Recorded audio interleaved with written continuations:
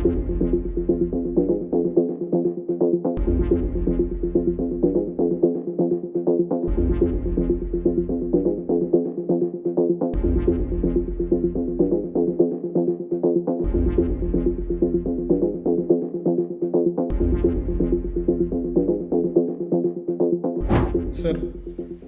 कळमनुरी तालुक्यामध्ये जो बिबट हल्ला झाला शेळ्यांवर, काय माहिती आहे सर आपल्याकडून?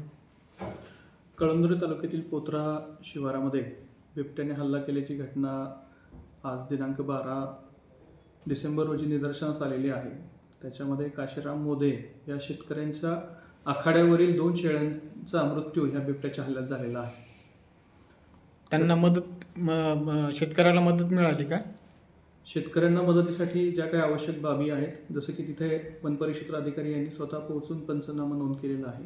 त्याचबरोबर पशुवैद्यक अधिकारी यांनी शवविच्छेदन अहवाल देणार आहेत. तो दिल्यानंतर संबंधित शेतकऱ्यांना शासनाची नियमानुसार जी आर्थिक मदत आहे ती दिली जाणार.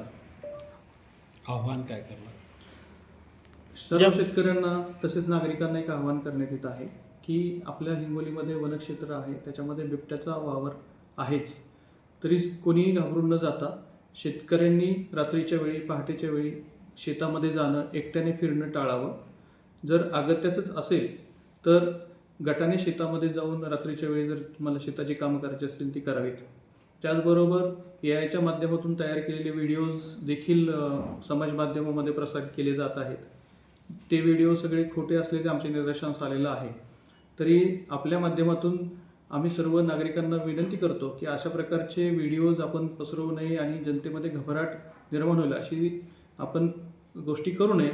आणि तसं काही निदर्शनास आलं किंवा एखादा वन्यजीव संघर्षाची स्थिती आपल्याला निदर्शनास आली तर आपण वन विभागाची 1926 ही हेल्पलाईन आहे त्याच्यावरती संपर्क करावा किंवा स्थानिक वन अधिकारी यांच्याशी संपर्क करावा, एवढं मी सगळ्यांना आवाहन करतो.